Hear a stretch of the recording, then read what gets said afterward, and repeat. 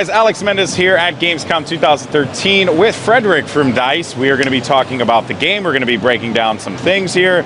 You know, Frederik, just, I guess, tell everyone, and by the way, I wasn't going to attempt to do the last name just because I've been messing up last names like all week long. So I'm just going to let you introduce yourself and like what you do for DICE. Okay, so my name is Frederick Malmquist. I'm the development director for multiplayer. Okay. Basically means that I work with the producer, the lead designer, and the art director, and trying to get this thing on the shelves at the end of October. Yeah, just trying to make a good game, right? Yeah, more or less. And I think a lot of people are really appreciative of that. So I want to know, you know, specifically. Let's just start off with your favorite thing. What is your favorite thing about Battlefield 4? The thing that you tell everyone when they ask you, "Hey, what game do you work on?" They're like, "Oh, I work on Battlefield." Oh, what do you like about it? What is that thing that you bring people in with? I tend to like the diversity of it. My two personal favorite parts of it is the vehicle combat. Yeah. I like to play as an engineer a lot. And the other one is playing as a recon. People tend to not like me when I play as a recon so much, but that's the way it goes. I really like the sniping things. And okay, so you're a sniper. So you're a camper, basically, is what you're telling me. I wouldn't say camper. We've had discussions in the office about that. I'm not trying to I like to call myself a recon and not a camper, but there are other words that people use to describe what I'm doing. Let's just say that. Oh man. All right, so since I have you here, let's go ahead and talk about some specifics. Obviously, sure. I'm taking questions from Twitter. Twitter's usually the easiest way to ask me a question so I can relay it to Frederik here in our interview. So if you have something, feel free to send it my way. Now, the one thing I want to talk about is the maps, right? Yep. How many maps do you guys plan to push out with the game? Is there a count you guys work on? We're releasing 10 maps at launch. 10 maps at launch? Yeah, and we've showed 2 of them. We showed Siege of Shanghai at E3. Okay. And now we're here at Gamescom with Paracel Storm. And of course, that number could like change at any point in time, I'm assuming, or is it just like set in stone? Or is it like it's basically set in stone. We have 10 maps that we want to ship with. Okay. Anything can always happen, you know? Yeah. But that's what we're looking to get on the shelves on the October 31st. Okay, very cool, very cool. Now, the other thing I want to ask about is just the weapons in general, right? Like all the guns that we have in this build. Is that like it? Like, is that like the scope that we're gonna have? I mean, because there's a lot of guns. Like, just so you guys know, there is a lot of weapons. Like, every class is like 4 categories, and it's ridiculous to keep up with. Yeah. And it's awesome at the same time. But is that the plan? Like, that's it? That's the count? Basically, we have most of everything that we'll ship with at launch in this build. There are a few weapons that we don't have in because they don't work as well as we'd like them to do right now. Okay. So there might be slight changes to the loadouts and to the specs and everything, but for all intents and purposes, it's basically what we'll ship with. Okay, and then of course, there's expansion packs, and there's more weapons, and there's gadgets, and other cool stuff. Okay, and then something here that Tenebrisk asked me just a little while ago. He said for the server admins, is there any plans to have the ability to restrict specific weapons like explosives or certain vehicles? We're looking into it. I can't promise that we will launch with it, but it's discussions we've been having at the office. And we would like to do that. We understand that a lot of people that rent their own servers would like to be able to play, you know, handguns only or yeah, of course. But exactly how that will look, I don't know today. Okay. We're looking into it, and we'll see just what we've managed to get in the game one week. And of course, I mean, community feedback is always like a super important thing for you guys. These broadcasts wouldn't happen if it wasn't for what you guys are doing. So let's hop into the action here, and you can actually see that no players have actually joined at this point in time, but we can, you know, get the nice little pretty view of the map here and just look around, of course, while I go ahead and continue to ask more questions of Frederik here. So now the other plan here, the whole server system that you guys put in Battlefield 3, right, for consoles, is that something you guys plan to bring back again, or is it just PC right now at launch and then your own servers at the launch of the next show? We're aiming to have the same basic setup with your own servers that we had on the F3, basically. Okay. So no, we won't be looking to restrict it to PC only. Okay. As I said, I mean, everything can always happen, but the plan is to be able to support every platform that we launch on. Every platform evenly. Awesome. Now, going to the other platforms, I want to talk about the PlayStation 4 and Xbox One versions. right? I had a chance to play the PlayStation 4 version, Domination, today. It was or the other day. It was awesome. But I was too busy killing people to notice what the clickable touchpad was for.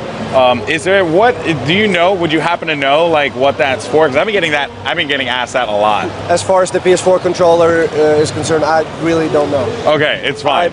I've held it myself and I've realized, okay, this button does this in our game, but outside of that, I have no idea. Okay, it makes perfect. I mean, I totally understand. I mean, you know, the DICE team is so big that like everyone's working on so many different things. So I get it. I completely understand.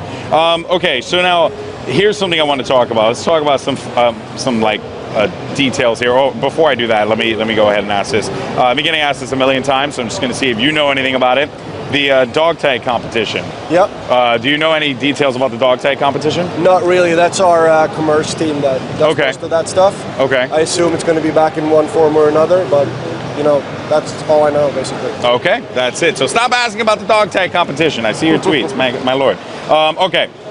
So now we talked about the consoles. We talked about all that other good stuff here. Okay, here's a good one. Some detailed stuff. Yep. Defibs. Yes. Right? Can I use a defib?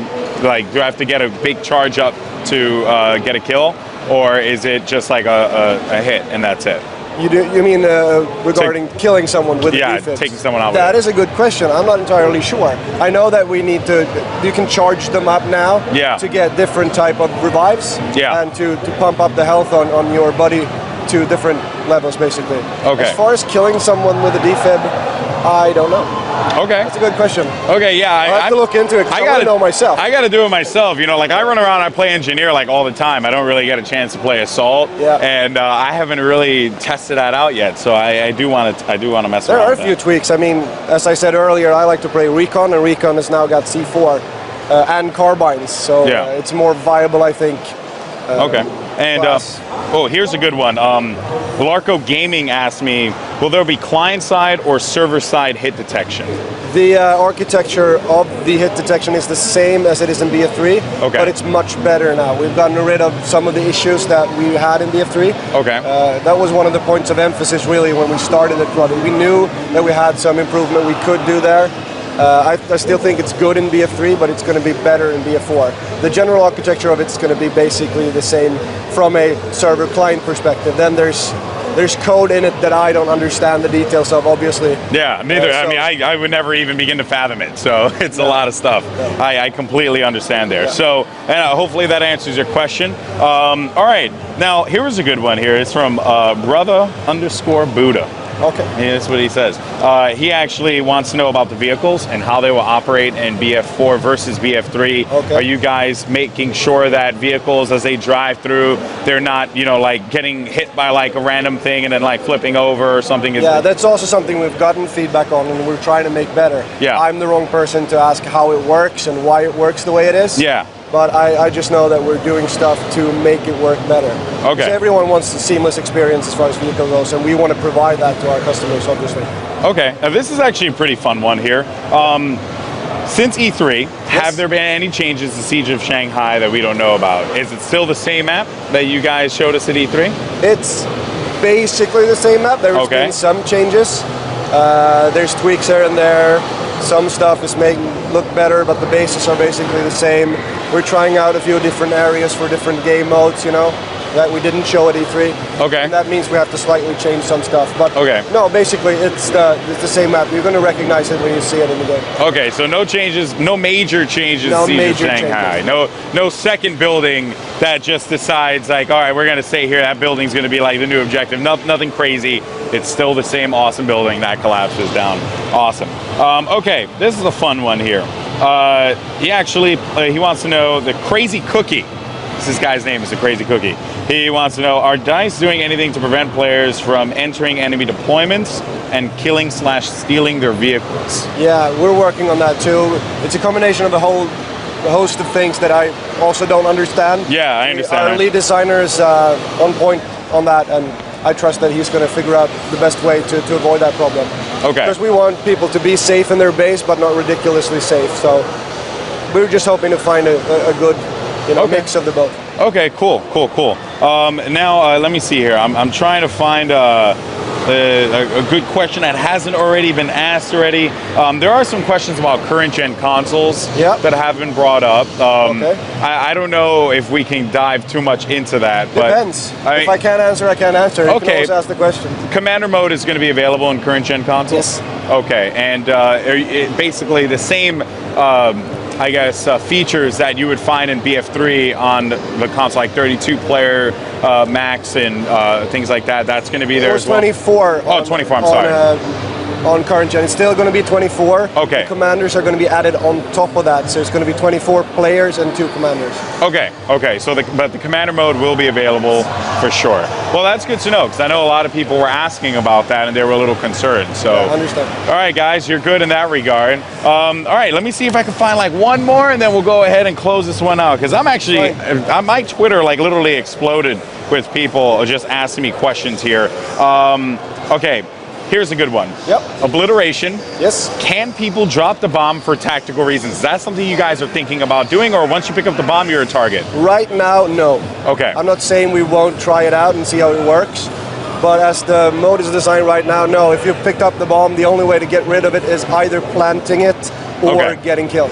Awesome. Well, Frederik, thank you so much for your time. Thank you. I know a lot of people are really excited about all the fresh details that we got from this interview.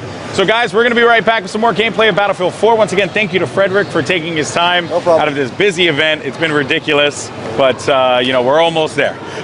We are. Thank you. All right, man. So guys, we're going to see you in a little bit. Don't go anywhere. On the other side, we're going to have more competitive Battlefield 4 gameplay. So you're not going to want to touch that mouse. We'll be right back.